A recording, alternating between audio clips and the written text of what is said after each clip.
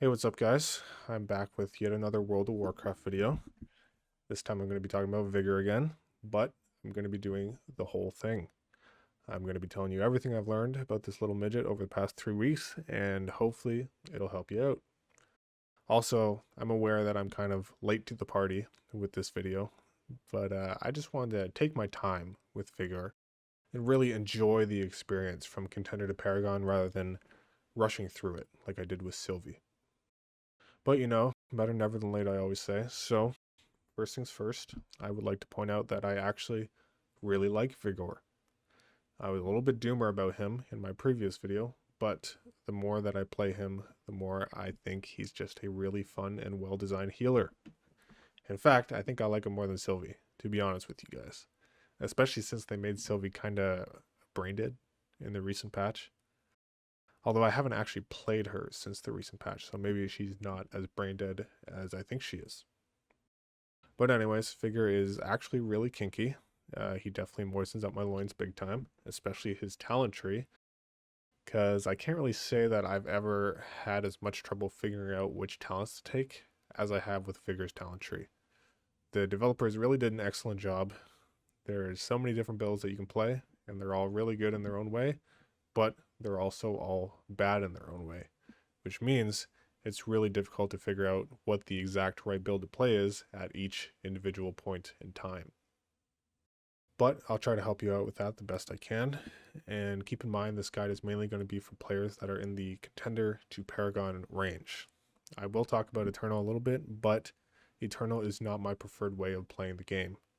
When they add solo queue to it, I'll probably mess around with it a little bit more, but for now, I prefer to try and optimize my healing in the Contender to Paragon range, mainly because it's massively less stressful than grinding Eternal, and healing is also just really interesting in the Contender Paragon range if you take it seriously. A lot of people don't take it seriously. Many players are kind of satisfied with just blaming other people for taking unnecessary damage and missing interrupts rather than actually trying to heal through it, which is fine. I mean, if you want to play the game that way, you can, but I've always been the kind of player who likes to try and heal through anything that happens. And in the Contender to Paragon range, you can actually heal through anything that happens if you play good enough, because the damage isn't super high like it is in Eternal, where if anybody makes a mistake, they just get one shot. So, I'm just going to stick to talking about Contender to Paragon for the most part. Also, it will just kind of help the most people because, most players are in the Contender to Paragon range. Let's start off by talking about the fundamentals of Vigor. These are things that you can practice and improve at right at item level 0, and the fundamentals will remain relevant at every level of difficulty, so the sooner you can learn them, the better. The first fundamental is managing both of your resources. You have mana and runes. You never want to be starved on both of those resources, nor do you ever want to be sitting at 100% runes or 100% mana, because then you're just wasting resources. So, the first fundamental of Vigor is just finding the right balance between mana spending and rune spending. In order to do that effectively, you need to understand what your resources are actually doing. In Vigor's case, a lot of your instant cast and high HPS healing is tied to your runes. You have Rune of Renewal and Luminous Barrier, both of which are extremely good for literally every type of healing that you would ever need to do, which means it's very important to have a lot of runes stored up so that you're prepared for when people start taking big damage. You don't ever want to be in a situation where big damage is happening and you have no runes, because you are going to get fucked up. Unless, of course, you take Ascending Avatar, but I'm going to be talking about that talent later on. Now let's talk about what mana does for you. Mana gives you access to Greater Heal and Circle of Light, both of which are really good spells, but they have weaknesses. Greater Heal's weakness is that it has a cast time, and it's not super mana efficient, so you can go out of mana spamming it. Also, Circle of Light's weakness is that it requires people to be stacked up, and it has a fairly long cooldown. Now, when it comes to healing high damage events, or just high damage in general, you don't want to have any weaknesses, because weaknesses are what gets people killed, which is why you don't want to be relying on your mana bar during high damage events. You want to be relying on your runes, because your rune spells have less weaknesses. So that's the first fundamental of Vigor. Don't be capped on your resources, but don't be starved on them either. And more importantly, prioritize spending runes to deal with big damage, and prioritize spending mana when you're running out of runes to prevent yourself from being rune starved. The second fundamental of Vigor is proper tank healing. Now, the developers have actually designed Vigor's tank healing in a really genius way, where all 3 of your single target healing spells have strong use cases. But here's the thing, if all 3 of your single target healing spells are good for tank healing, then how are you supposed to know which one to use? Well, the answer is you will use the heal that helps you with whatever you happen to be struggling with at any individual point in time. So what are you going to be struggling with realistically? Are you going to be struggling with mana? Are you going to be rune starved all the time? Will you be unable to just get your healing out fast enough? Or are you going to have an HPS issue? Well, it depends on a lot of different factors, like what gear you have, what league you're currently in, and how good the tank in your group is. But in general, from my experience, it feels like in the contender to adept range, the hardest thing to deal with is just being resource starved all the time. Since you don't have any gear and you hardly have any talents, so rune generation is rough. Also, the tank's health bar won't be spiking up and down like crazy in the earlier leagues compared to how the game will be later on, so HPS won't be the biggest issue for you early on. It'll definitely be managing your resources. Which means, in order to optimize your tank healing in the contender to adept range, you'll want to be using Rune of Renewal rather than Luminous Barrier, because Rune of Renewal is more efficient on runes despite doing less HPS than Luminous Barrier. But once you get to the end of Adept and you start getting a lot of talent points and gear, your rune generation is going to go way up, your healing in general is going to go way up, and the people in your group are going to be getting hit really hard, which means the hardest part of your gameplay will no longer be managing your resources. It'll be doing enough HPS and also kind of just getting your healing out quickly in general. That will be the hardest part. And once that shift happens, you'll want to be relying more on shields rather than using Rune of Renewal to heal the tank. Another thing to keep in mind when it comes to tank healing is that Greater Heal will always be used to some extent regardless of what league you're in because of the first fundamental of Vigor that I talked about previously. Greater Heal helps you balance out your resources. If all you ever do is heal the tank with rune abilities, then you're just going to be rune starved all the time, and you're also going to be sitting at full mana for no reason. So, whenever you're getting low on runes, you need to start relying more on Greater Heal so that you can build your runes back up to full, because being at full runes is very important. Why is it important? Well, it's because of the third fundamental of Vigor, which is ramping. Learning how to properly ramp is very important, and if you don't know what ramping is, all it means is just doing a shit ton of healing in a short period of time so that you can deal with the high damage events. That's all it means. So how do you do that? What spells do you use? Well, the first thing to know about Vigor's ramp is that he's way better at doing stacked up AoE healing than he is at doing spread out AoE healing because of Circle of Light. And that is a problem because in solo queue, people are going to be spread out basically all the time, except for specific boss mechanics. So in order to play Vigor properly, you must be able to do a spread out AoE healing ramp. You can't just rely on people stacking up for you all the time. It's never going to happen. Now, the way that you do the spread out AoE healing ramp is by using your runes, because your rune spells are your best tools for spread out AoE healing. But that now poses the question, which rune spell do you use to ramp? Rune of Renewal or Luminous Barrier? Well, again, you just got to ask yourself the question, what am I struggling with? And the answer is going to be the same as it was for tank healing. In the contender to adept range, you're going to be resource starved all the time. And in champion and onward, you're going to be struggling with HPS and just getting your healing out fast enough.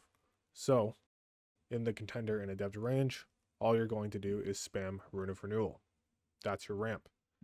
And if you're able to do the first fundamental of Vigor correctly, then you should always have a lot of runes available to you going into every high damage event. You'll also want to have Runic Proliferation off CD to do your ramp, because that will help you a lot. So literally all you have to do to ramp is spam Rune of Renewal when something bad happens, or spam hold down Rune of Renewal if you have the Grand Design talent. When you get to late adept and onwards, you'll start to realize that spamming shields to ramp instead of spamming Rune of Renewal is quite a bit better to deal with the high damage events, because shields are higher HPS. They can also be used preemptively, and they don't overheal, which means you can kind of squeeze as much healing as possible into every high damage event much more effectively using shields than you can by spamming Rune of Renewal. And here's a pro tip that I mentioned in my first Vigor video. A lot of the time the tank doesn't need to be healed during high damage events on a boss, so you can opt to spam individual Luminous Barriers on 3 people rather than spam holding down Luminous Barrier with Grand Design, and that will give you a decent efficiency boost during your ramp. But keep in mind, everything I'm saying right now applies to your spread out AoE healing ramp. If you wanted to do a stacked up AoE healing ramp, all you have to do is take Ascending Avatar and spam Circle of Light. Or you can use your ultimate ability and spam Circle of Light. But if you aren't spec'd into Ascending Avatar and you don't have your ultimate ability available to you, it's actually not that big of a deal, because you can heal through a stacked up high damage event just fine with your spread out ramp strategy. Look at the footage in front of you. This is an example of me healing a stacked up high damage event, but with this spread out AoE ramp strategy. It literally works just fine. Now that was a lot of explaining to do for just those 3 fundamentals of Vigor. And here's the crazy part. Everything I just said applies to Vigor right at the beginning of the game, at item level 0. Which is why I told everyone in the first Fellowship video that I ever made that Vigor is actually really difficult to play right off the bat. Obviously you don't have to play super well right off the bat, but Vigor's gameplay is actually fairly deep, and it is in your best interest to practice all of those fundamentals as early as possible so that you'll be ready for when the content gets harder. Let me now talk you through some Contender and Adept footage so that you can get a feel for how Vigor is supposed to be played, and you can kind of see what all this is supposed to look like. Then afterwards, I'll talk about the talents a little bit. Alright, here we go. So the tank's going to run in. He's going to pull a bunch of shit. It is Contender 7, so he's not going to take any damage. Or he's not going to take a whole lot of damage. But the name of the game here is just focusing on the 3 fundamentals. So managing your resources, proper tank healing, and proper ramping. Although proper ramping is kind of hard to do when nothing does damage. But, you know, whatever. And what you're going to see me do is just stay at roughly full runes and full mana the entire time. That's what I'm going to be trying to do. That way, if anything bad happens, I'm ready to deal with it. I could literally just dump my runes at any time to deal with anything, any crazy amount of damage that happens. And I'm just going to be kind of healing the tank with greater heal every so often, so I'm not sitting at full mana. And then using Rune of Renewal as well on the tank, because the damage is not too high. And a lot of the time, when you're doing solo queue, the tank is just going to keep pulling like this. He won't give you time to regen your mana, which is why it's important to have mana sustain. It's one of the reasons why it's important to have mana sustain. And sometimes to pull a whole bunch of shit like this, which is fine. You know, it's Contender. Why not? I'm still hovering around full runes and full mana. Somebody missed the Drain Life cast there a little bit, but it's fine because I can just spam runes, right? Dispel, Rune of Renewal, Rune of Renewal, Rune of Renewal. So I can like easily deal with it. And then I can start building my runes back up. And yeah, it's pretty easy. But that's the thing, right? And Contender is a really good place to kind of practice all these fundamentals because it will really help you later on when the content gets harder. Let's take a look at the last boss because it was like a little bit scary. Not really. Feel pretty easy, but whatever. Same thing as before. Try to stay at full runes, full mana. That way you can just last as long as possible. If the DPS in your group is complete dog shit, you can just survive forever. Literally just can never die, no matter what. Press Circle of Light whenever this shit happens. Easy. Easy. Try to maintain the Rune of Renewal buff on everybody every time you get to full runes. There we go. Greater heal the tank. Still hovering around full mana, full runes. Damage is starting to ramp up now a little bit.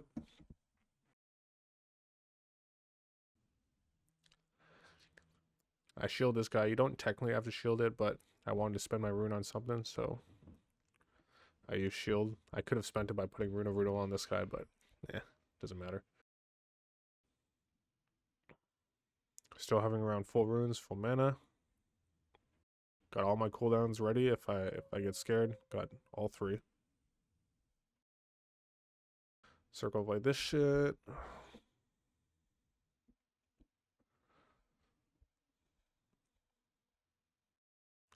Could put the Rune of Renewal buff on the tank, not the tank, the mage.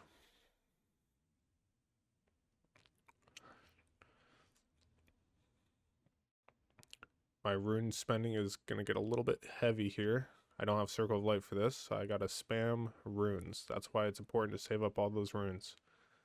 You can just send them at any time, whenever you get scared. So I'm a little bit scared now, so I can spam Rune of Renewal. Here we go. Rune of Renewal.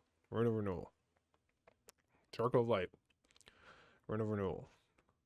Greater Heal. Now I'm getting real scared. Rune of Renewal some more. Used Runic Proliferation there. Everybody's full health. Still have some runes available, so I'm still not scared. Still have my ultimate, still have Lightshaber's Ward, and I'm still roughly around full mana. So I could have survived like another 2 minutes of that. Just because I saved up, I managed my runes really well, managed my mana really well, and didn't like blow my cooldowns on nothing. So I could have survived a lot longer. Like if the DPS was really bad or something, I could have healed through all that shit, which is the point. That's why the 3 fundamentals are really important. Let's take a look at some adept pulls now. So here we go, the tank runs in. I make a mistake right off the bat. I cast Soulbrand. I should have just casted Greater Heal right off the bat because that was a little bit risky. I had to use Lightshaber's Ward. I am using Grand Design. That's why I'm able to maintain the Rune of Renewal buff on everybody super easily, which is really nice. I'm getting a little rune starved here, so I'm relying on my mana bar to kind of build my runes back up. Here we go, still relying on mana. Greater Heal, trying to get my runes back up to full. Now they're at full, so I can start to spend some runes now. Use Rune of Renewal to heal the tank. Rune of Renewal to heal the tank again, you know, trying to save on mana. And, yep, still using Rune of Renewal because the tank's getting fucked up. I am running out of runes, though, at a rapid rate. I should have pressed AoE Rune of Renewal sooner, but I let the buff fall off, so that was a big mistake there. But it's okay. I'm completely out of runes now, so I'm relying entirely on mana again. Trying to get my runes back up. So yeah, that was a pretty shaky pull there. Pretty scary. I did mostly everything right, except for that one AoE Rune of Renewal was a little bit too late, and that kind of fucked me. But if the tank is constantly getting like destroyed like that, you don't want to just use Greater Heal because you'll go right? If you just spam Greater Heal. So once you're kind of at full runes, you can spend a bunch of runes on Rune of Renewal to heal the tank specifically if you want to, which is what I did there. Here's another big pull immediately after. Same kind of thing, Soulbrand immediately. And I ideally want to do another Soulbrand. Yeah. Need the Rune of Renewal buff on everybody. And now I'm just trying to rely on my mana bar, get my runes back up, because I only have 1 rune right now. Just trying to get my runes up. Gotta stun that thing. Just Greater Heal, relying on mana to heal, so I can get my runes back up. So that I'm ready for if anything bad happens. Try to keep an eye on the carrion horrors here like I'm doing. Here's a Bursting Brood. I shield this guy because I'm scared that he's going to get fucked, which he did. You definitely want to be kind of prepared for the Bursting Broods to happen. There's a bunch of ways to deal with it. You can AoE shield everybody if you're quick enough. You can precast a Rune of Renewal like I do here. Precast so that it lands right as the damage happens. I immediately go into my ultimate because I'm kind of tapped on runes here and I've already used Runic Proliferation, so I just fuck it ultimate. I get stunned here, which is pretty bad, but I put Lightshaber's Ward on the tank. And then I just kind of Greater Heal through this shit. My mana situation is a little bit bad, but not too bad. You know, half mana, that's pretty good. Especially when all of that shit was happening, right? And now I'm just building back up my runes again. And it's all good. See, that was a scary pull, but, you know, if you play good, you can get through it just fine. Alright, let's talk about the talents now. So, similar to the Sylvie guide that I made, I've got a couple of spicy hot takes about these talents that I think you'll find quite entertaining and hopefully insightful. But Who knows, you might think I'm full of shit. I will explain myself though. I'll explain all of my spicy takes in as much detail as I can, and if you're still not buying it, well, just go ahead and call me a hack in the comments section. See what happens. Nothing's gonna happen. But I will promptly ignore the fuck out of you in your bitch ass comment. Anyways, the spiciest and hottest take that I have for you today just so happens to be the very first talent in the tree, Master of Triage. Now, I have inspected at least 50 different Vigors who were just kind of roaming around the stronghold area, and I've also looked at the top Vigor logs as well, which is normally something that I never do. But it seems like every single person who plays Vigor thinks that this talent is good, or at least 99% of them. And I am here to inform all of you today that I think this talent is complete trash, and I think that everyone who has spent 2 whole talent points on this ability is dead wrong for doing so. That is genuinely what I believe. The only players where I can kind of see an argument for this talent are the players that are in very, very deep Eternal.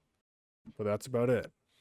Everyone else, especially players that are in the Contender to Paragon range, I think you are all completely and utterly wrong for taking this talent. Now I'm going to explain why, and this is going to be a rather long explanation because I feel like it's an important thing to talk about, and it's important for people to understand this. So, Master of Triage is a talent that gives you free healing in the form of smart healing when you generate runes. That seems pretty good on the surface. I thought it was really good when I first looked at it because, free healing is cool and based. And I'm going to assume that the majority of people who take this talent don't really think about it any deeper than simply free healing is cool and based. I, on the other hand, would like to dig a little bit deeper. Let's talk about free healing. How does free healing actually benefit us? Well, it benefits us in 3 ways. It helps us with mana sustain, it helps us with rune generation, and it helps us with healing, obviously. Let's talk about the mana benefit first. Free healing is going to make it so we don't have to spend as much mana on actual healing spells to heal up the damage. But now we must ask ourselves, is that important? Not really, because Vigor doesn't struggle with mana that much, especially if you take the Expansive Mind talent, which you definitely should, and doubly especially if you use the Mana Relic, which you also should. So, from a mana perspective, Master of Triage isn't really helping us because we don't actually need help with mana in the first place. Maybe in like super deep Eternal you might need help with mana, but I don't know. I've seen people in deep Eternal just wasting all of their runes, spamming individual soul brands to each enemy. That is a lot of wasted healing potential. Like if you can get away with doing that shit, surely you can get away with not wasting 2 whole talent points on Master of Triage in order to slightly improve your mana situation. And you definitely do not need Master of Triage to help you with mana from Contender to Paragon. For that, I'm 100% certain. Now let's talk about rune generation. Master of Triage makes it so we don't have to spend as many globals on actual healing spells, which means we can spend more globals on doing damage and generating runes. Is that important? Not at all, because casting actual healing spells also generates runes when you use them on players who have the Rune of Renewal buff. So, you are certainly not gaining any significant benefit from Master of Triage in this area. Now let's talk about the healing benefit. Master of Triage is going to help us keep up with the healing checks because we'll be getting a whole bunch of free healing to complement our casted healing, which means our HPS is going to go up and our total healing potential is going to go up. Is that important? Not exactly, because you have to think about when you're actually getting the healing from Master of Triage. The majority of Master of Triage's healing occurs outside of your ramp when you're just kind of healing the tank, doing some spot healing here and there, and weaving in damage abilities, but not actually doing a full-on ramp. So here's the important question that we need to ask ourselves. Does Vigor actually struggle with healing outside of his ramp? The answer is absolutely not. Vigor's toolkit is insanely good for healing outside of his ramp. Greater Heal, Rune of Renewal, and Luminous Barrier are all extremely strong, much stronger than what Sylvie has, or used to have, and these 3 spells can literally take care of anything that happens outside of your ramp fairly easily. Now the other situation where you'll be getting a lot of Master of Triage healing is during your ramp, but only when you're spamming Circle of Light, because Circle of Light generates a bunch of runes if everyone has the Rune of Renewal buff. So, the question is, does the healing that we're getting from Master of Triage while we're spamming Circle of Light actually help us? The answer is no, because Circle of Light is already quite strong, and being able to spam it with no cooldown is incredibly strong, and if you're spec'd into Enduring Light, then it becomes massively stronger than that, which means the healing that you're getting from Master of Triage while you're spamming Circle of Light is completely unnecessary and pointless. It really does not help in any way. Think about it like this. Vigor's greatest strengths as a healer are tank healing, spot healing, and stacked up AoE healing. He really does not need help in any of these areas, and that is exactly why Master of Triage is garbage, because it helps you in these areas that you are already really good at. The only area where Master of Triage doesn't help you at all is with spread out AoE healing, which just so happens to be Vigor's biggest weakness, because you can't use Circle of Light. For spread out AoE healing, you have to spam Luminous Barrier, which doesn't generate runes. You can spam AoE Rune of Renewal, which does generate runes, but I've already talked about why it's bad to do that outside of Contender and Adept. And taking Master of Triage doesn't change that fact. It's nowhere near good enough to make AoE Rune of Renewal better than AoE Luminous Barrier, or even single target Luminous Barrier, once you get to Champion and onward. So if you really think about this talent, if you really break it down, you will understand why it's bad. But just to recap, it doesn't help you from a mana perspective, because you don't need help from a mana perspective. It doesn't help you from a rune perspective, because you can generate runes with healing spells. Nor do you even need help generating runes in the first place once you get most of your talents. And it doesn't help you from a healing perspective, because the healing from Master of Triage doesn't help you in the areas where you need help. All it does is make you a little bit better at what you're already really good at. That's why Master of Triage is trash. So please, I encourage all of you, think about what I've said and ask yourself if you really need to be putting 2 points into this shit, because those 2 points can be useful elsewhere. Let's move on and talk about another very important talent, Grand Design. Why is this talent good? Well, it's actually surprisingly hard to figure out the answer to that question, because it doesn't seem like this talent would help you all that much from a raw healing perspective. The best part about this talent is that it allows you to put the Rune of Renewal buff on everybody with just 1 cast and 2 runes. That is really, really nice to have. The ability to use AoE Luminous Barrier is also pretty nice to have, although you can get by just fine with individual Luminous Barriers most of the time. And lastly, the ability to apply 4 Soul Brands is really good for damage, but not so good from a resource perspective, because at the end of the day, you're still spending more runes than you're getting back. So if that's really how Grand Design is, then we have to ask ourselves, is it really worth putting 3 talent points into this? Especially when you can't even use the Soul Brand part of it on bosses? Well, it turns out this talent is actually very much worth the 3 talent points, especially from Contender to Paragon. Because from Contender to Paragon, you're highly likely to run into DPSers that do no damage. So having the ability to do big ass damage on trash is quite important, I would say. On top of that, if you really think about Grand Design from a rune generation perspective, you'll realize that it's not actually nearly as bad as it seems. Because what you're going to be doing is applying Soul Brands to the enemies at the beginning of each trash pack. And typically at the beginning of each trash pack, you don't actually need to heal with your runes because you're going to be at full mana or pretty close. So, as long as you lean heavily on Greater Heal at the beginning of each trash pack, you'll be able to apply a shit ton of Soul Brands, and those Soul Brands will be generating a bunch of runes when you actually need them. And on top of that, the synergy that Grand Design has with Ascending Avatar means that you'll be generating more runes than you're ever going to need at exactly the point where you're going to need them, while simultaneously doing a shit ton of damage in the process. Now you're probably thinking to yourself, well, you're still losing more runes than you're gaining. And that's true, but does it matter? Not at all. The reason it doesn't matter is because healing is not like DPS, whereas at DPS, you would need to maximize your rune efficiency at all times. Healing is not like that because healing is situational. Sometimes you need a lot of healing, and sometimes you don't need a lot of healing. So as long as you have a lot of rune generation when you actually need it, then you are gaining value. And that is exactly why Grand Design is so good, because you'll be generating a shit ton of runes when you actually need them, even if you aren't technically gaining any rune efficiency overall. Hopefully that makes sense. Anyways, the last talent I want to talk about is Ascending Avatar. Is this talent as good as everyone seems to think it is?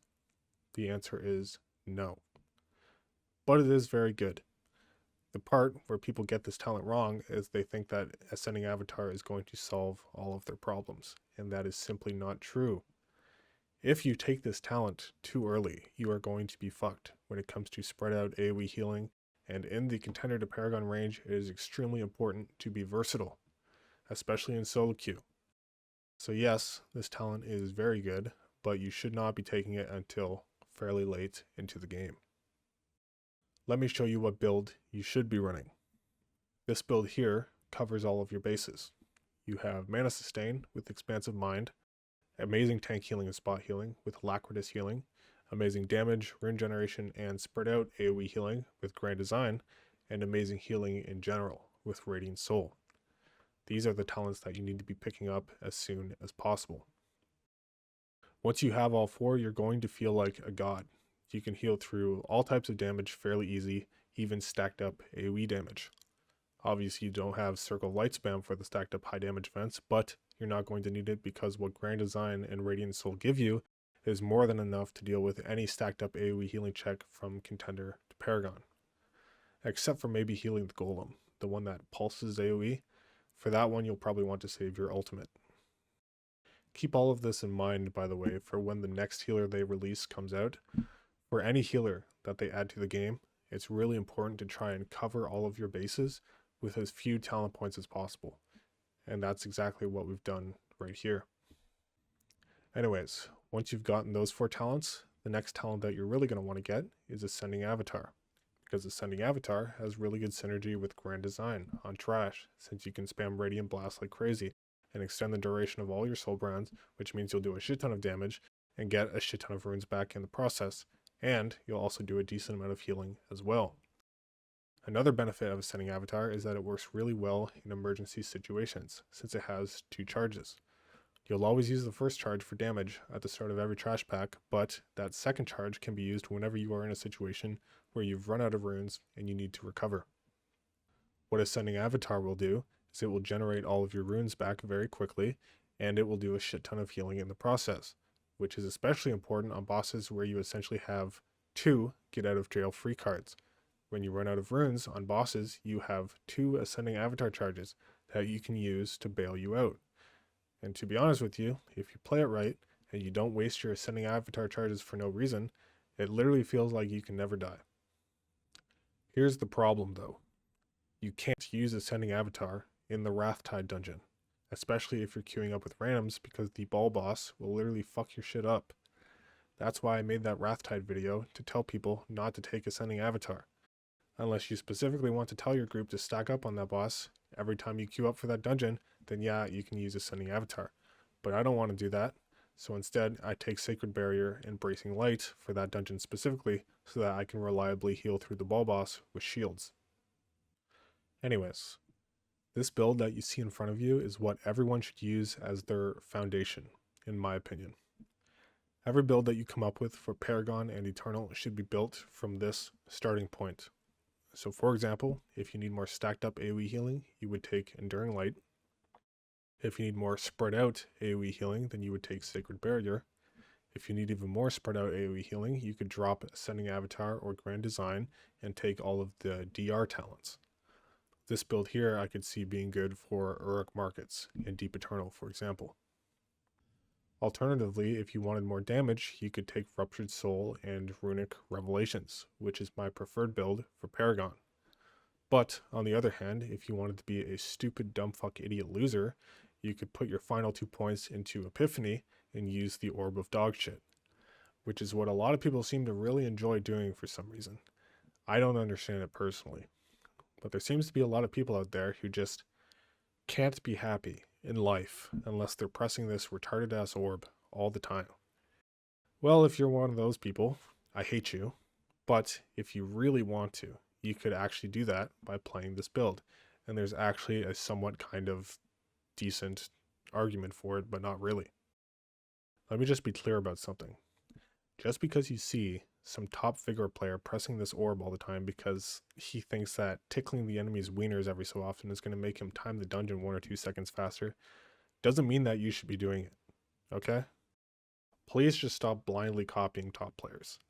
Every single time I see a Vigor player using this shit, I literally want to instantly leave the dungeon. So just don't.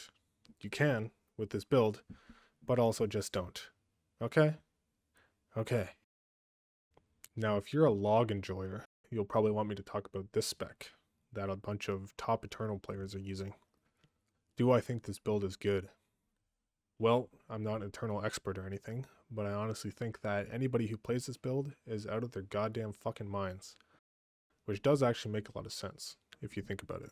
Because if all you ever do all day is grind deep Eternal to try and get rank 1 on the leaderboard, then you've certainly got to be very mentally fucked up by this point.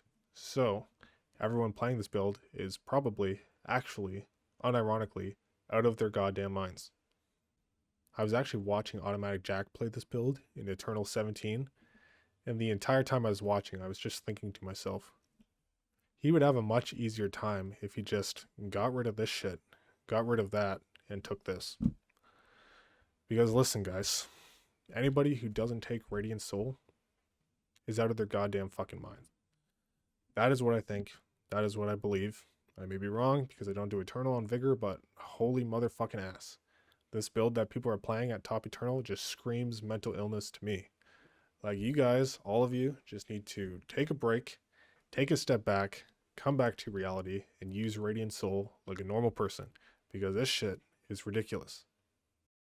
Anyways, let me show you some Paragon footage so you can see how all this plays out, and after that, I'll finish off the video with a bunch of random tips about, I don't know, who cares at this point. Let's do a Storm Watch. A Storm Watch. Alright, the tank's gonna run in, gonna press Soul Brand. Gonna use Circle of Light. Don't use Circle of Light like that unless you have the Circle of Light Legendary, which I do. And I'm just applying Soul Brands to everything. I even use Runic Proliferation to apply even more Soul Brands to everything, so my rune generation is just totally off the chain right now. And I go into my Ascending Avatar for even more rune generation and even more damage. My damage is just completely crazy right now.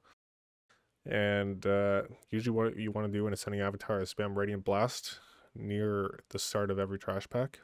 But I can see that the tank is getting fucked up here, so I start spamming Greater Heal on him. Make sure that you do that. Don't just let the tank die by kind of mindlessly spamming Radiant Blast. And as you can see, I can kind of like heal through anything right now because I got a lot of rune generation. So if anybody gets fucked up at any point, I can just spam runes like crazy. And yep, that's about it. I dispel that guy. I try to keep the Rune of Renewal buff on everybody, like right at the end of the trash pack. And nobody saw what I did with my weapon there. Nobody saw that. Now here I go into the next trash pack. As you can see, my mana bar didn't actually go down through all that damage before, which is good. And same kind of thing, I rely on my mana right off the bat. I use Greater Heal on the tank, so I'm not just sitting at full mana. That's the first fundamental. And I go into my Ascending Avatar, spam Radiant Blast. So now I got crazy rune generation, doing crazy damage. I'm at full rune, so I need to spend a rune right now. What do? I put Luminous Barrier on everybody. Why not? Fuck it. Mage is getting fucked now. So I'm going to spot heal him with Rune of Renewal. Spot him again with Rune of Renewal. He's getting absolutely fucked up. Still trying to heal him. He dies. He must have had aggro or something. I don't fucking know. But that's okay. Still got a decent amount of rune generation. I use my weapon. That's an actual good point to use my weapon, not like I did in the last pull. And now the tank's getting fucked up. I have full mana because I haven't been spending, that much mana at all. So I can just spam Greater Heal on him if I want to. Keep him alive. And now I'm just trying to build my runes back up and put the Rune of Renewal buff on everybody for the end of the pull. That's what you should try to do. Just end the pull with full runes and the Rune of Renewal buff on everybody. That's the best thing you can do.